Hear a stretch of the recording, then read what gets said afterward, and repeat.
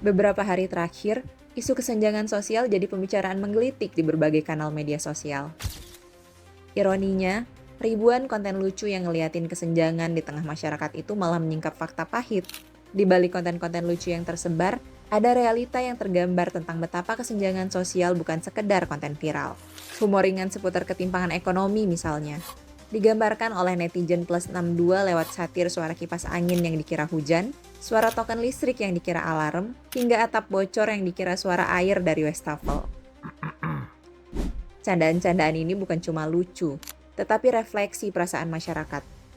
Tentang ketimpangan, tentang ketidakadilan, tentang gap yang makin menganga antara si miskin dan si kaya. Gak cuma soal ketimpangan ekonomi, ada juga konten satir yang menyoroti nasib para buruh. Misalnya saja soal ketenaga kerjaan, melonjaknya gelombang PHK disinyalir karena meningkatnya angka pajak yang dikenakan pada perusahaan. Terlebih isu ambang batas PPh yang gak sesuai, semakin menekan penghasilan para buruh. Sialnya lagi, kesenjangan itu makin nyata setelah hasil riset yang dirilis Center of Economic and Law Studies mengungkap kekayaan 50 orang triliuner teratas di Indonesia setara dengan kekayaan 50 juta orang di Indonesia. Dalam riset yang berjudul Pesawat Jet untuk si Kaya, Sepeda untuk si Miskin, laporan ketimpangan ekonomi Indonesia 2024 itu juga mengatakan bahwa jumlah kekayaan 50 triliuner terkaya Indonesia bisa membayarkan gaji seluruh pekerja penuh dalam angkatan kerja di Indonesia sepanjang tahun. Sungguh mencengangkan, bukan?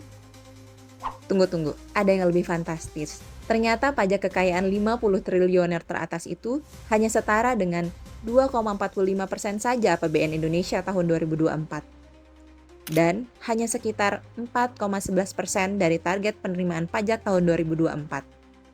Sisanya dari mana? Tentu saja pajak milik kaum mendang-mending. Iya, betul. Pajak emang jadi salah satu cara paling efektif buat mengurangi ketimpangan.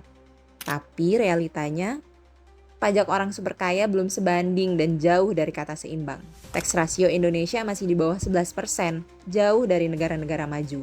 Bahkan dalam laporan 2023, ditemukan ratusan perusahaan besar yang menghindari pajak lewat skema legal yang abu-abu, sementara rakyat biasa dipalak melulu lewat PPN tiap belanja.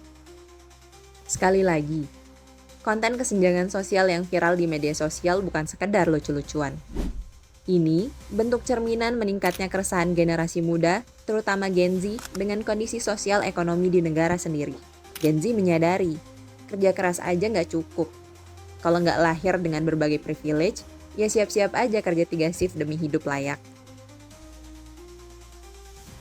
Tapi, kesenjangan sosial bukan takdir. Semuanya bisa diubah dan diusahakan. Ini bisa dimulai salah satunya dari reformasi pajak. Kalau kamu juga merasa terdampak kesenjangan atau punya cerita sendiri terkait drama pajak, kami mengajak kamu untuk membahasnya bersama Fitri Herbianti, seorang konsultan pajak yang juga wirausaha. Saksikan selengkapnya dalam podcast Kasih Makna di episode selanjutnya.